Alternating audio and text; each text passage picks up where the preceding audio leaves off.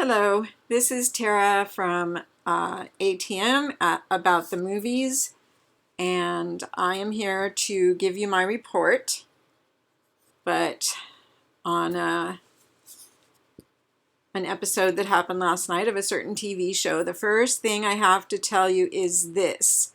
This is a spoiler alert. I will spill everything. So if you have not watched the episode yet, go away. You don't want to hear this. So here's my spoiler alert.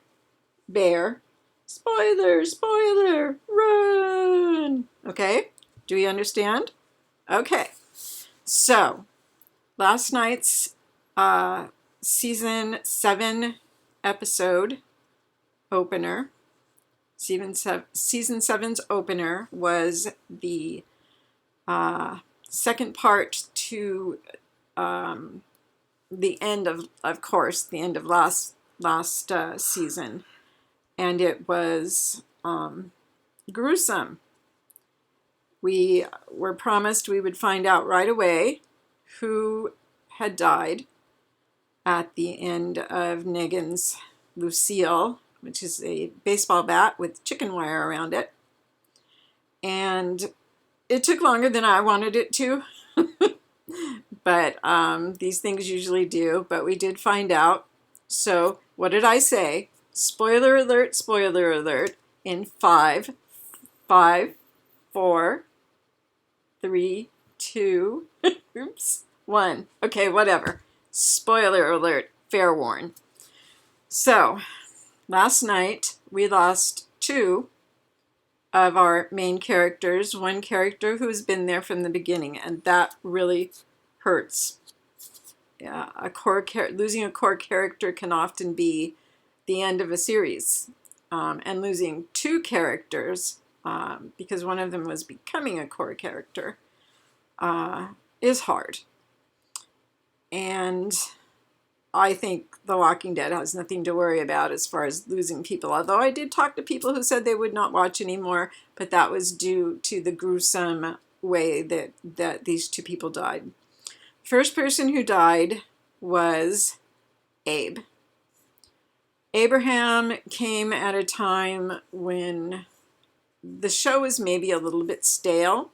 He came in with other people, and they all ended up becoming big parts of the show. But it was really Abe who was amazing. He was former military. He knew his stuff. He knew his guns. He knew how to do a lot of things that the survivors needed done and could use. So Abe became very important. Last night, Abe became very dead.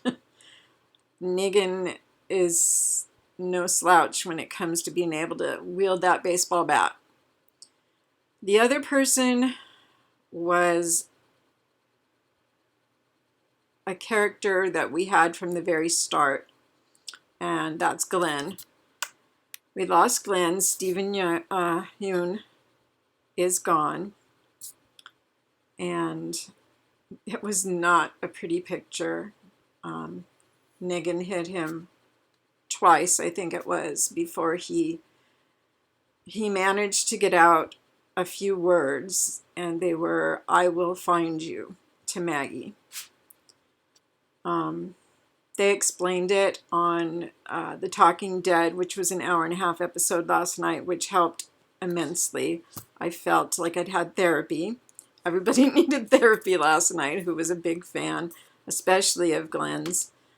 And so that was explained. And Lauren Cohen said that it was probably, he meant in the next world.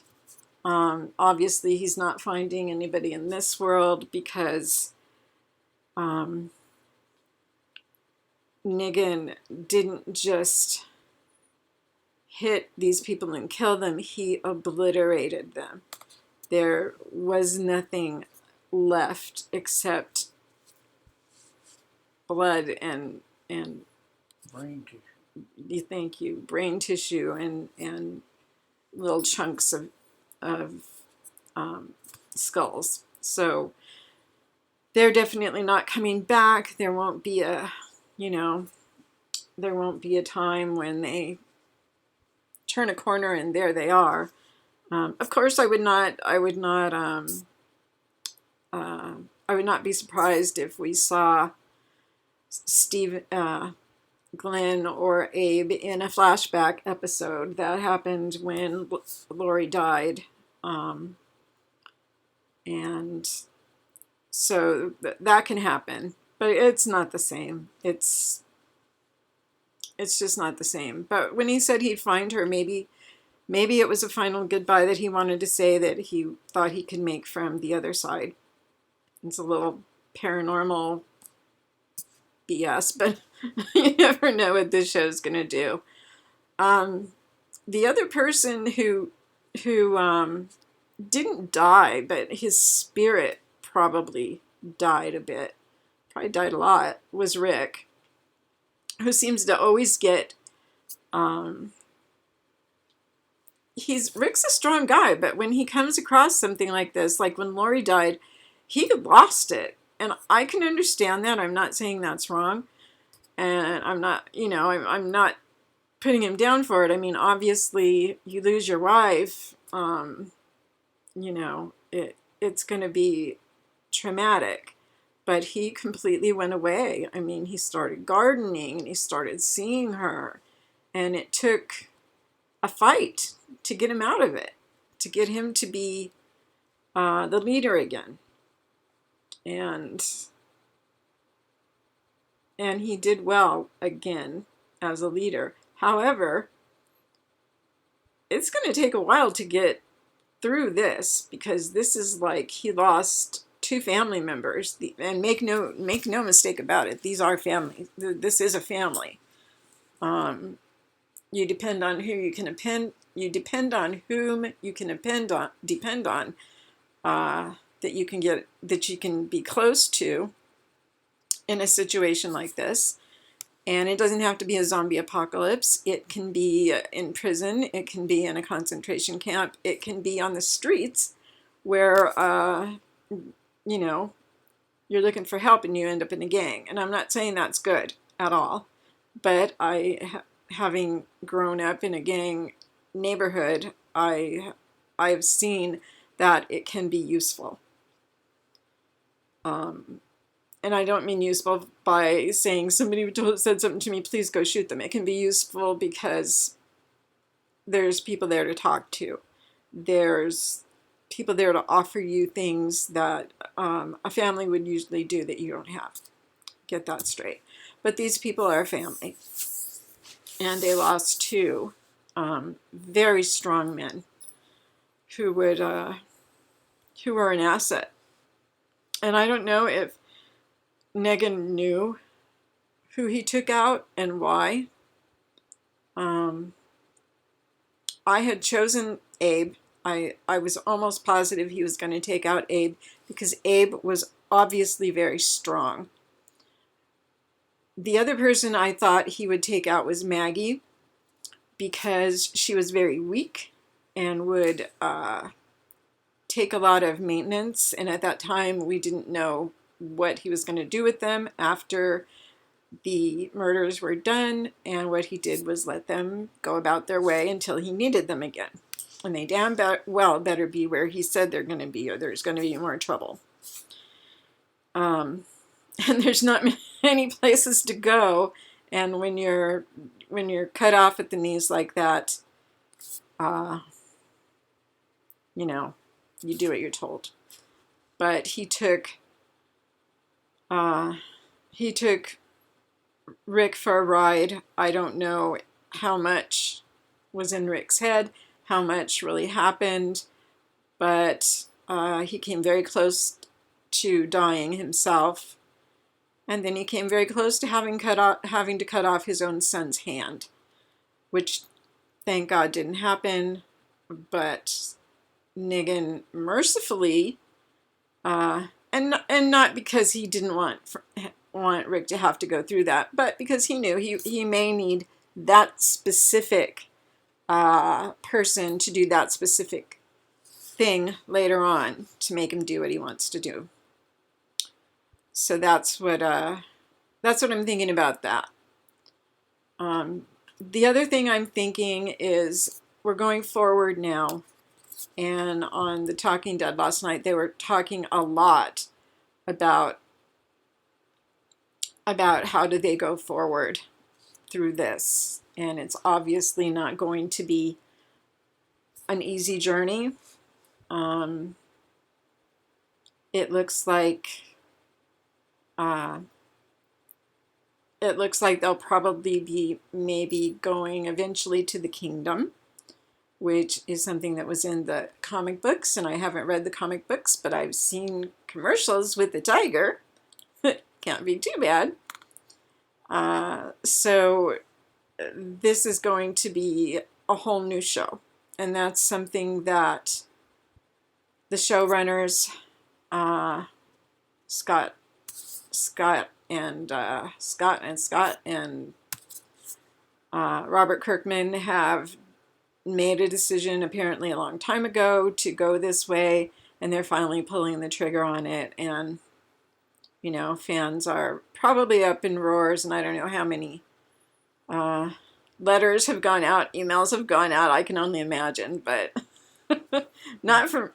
Did you tell them about Daryl? Not for me. And yes, my better half, much better half, thank you, just reminded me, where's Daryl? Well, just to make sure that everything happens the way Negan wants it to happen, they took Daryl. They took him and put him in the back of a truck, an SUV, closed it up and drove off with him. And that's when Negan told him, you go ahead, do what you got to do, but I'll be back in a couple weeks and you'll do what I want you to do. Or you'll be having pieces of Daryl, or I'll make you cut off pieces of Daryl, or you can watch it, or whatever it was, and then you'll do what I want. So you might as well just do it. And I tend to agree. Just do it. Because what do you got to lose now? More people. Anyways, so that's the whole thing of what happened there, and my worst fears were realized, and a lot of people's were, but this is a new show going forward. This is something they used to call jumping the shark. They jumped a great white. We will see if they make it to the other side. I've got a feeling they will.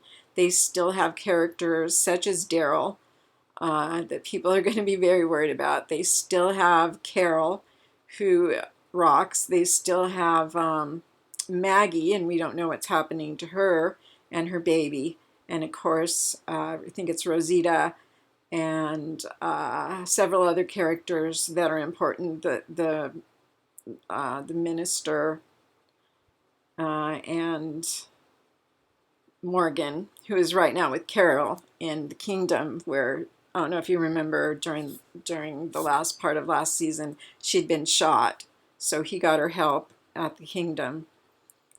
And here's hoping that the kingdom is a good place, because these people need a good place to convalesce. They need a doctor. They need protection. They need to steal Daryl back. But last night they made it pretty plain that Negan is going to be around for a long time. So whether they're going to be under his thumb for a long time, or whether they're going to be at his beck and call, whether he's going to be stalked by them, or whatever's going to happen, I am living for the day when Negan gets taken down. It will come. It has to come. Jeffrey, who plays Negan, is a great actor and someone I would like to see on the show for a while. And then I want our people back. Anyways, like I said, that is my spoiler-filled review. of The Walking Dead, and this would be episode 7.1. I don't know what they called it. They should have called it This Is Some Shit Right Here, but you know, they probably didn't. Also, a big shout out to Chris Hardwick. I interviewed him once. I know him to be exactly in person as he is on TV, and he has always helped us to get through things, and he certainly helped us last night, those of us who watched. He's an awesome guy. He knew just what to say, and you know, the whole cast was there, and we got to see Steven's still alive. He's not Glenn. He's not dead. And Abe, who is so full of himself, it's really fun to watch. And Daryl, who brought his own booze on set, and then it rained, where it never rains in Los Angeles. And they were at the Hollywood Forever Cemetery, which is the best cemetery to go to. I've actually seen a spirit there, so there are spirits there, and you totally need to go there. There's old Hollywood, newer Hollywood, it's all there. It's really the last place on earth to go see old Hollywood that's real, and that's their graves. But some of their graves are interesting, and you can stand there and think about their lives and that kind of thing. But they often host movies there in the summer, and they often host rock concerts and classic concerts. So this isn't like out of the way of what they do. So it's not like they did this just for a zombie show. That it's something that's done all the time. So anyways, this is Tara King from ATM about the movies, and tonight it was about The Walking Dead. See you next time.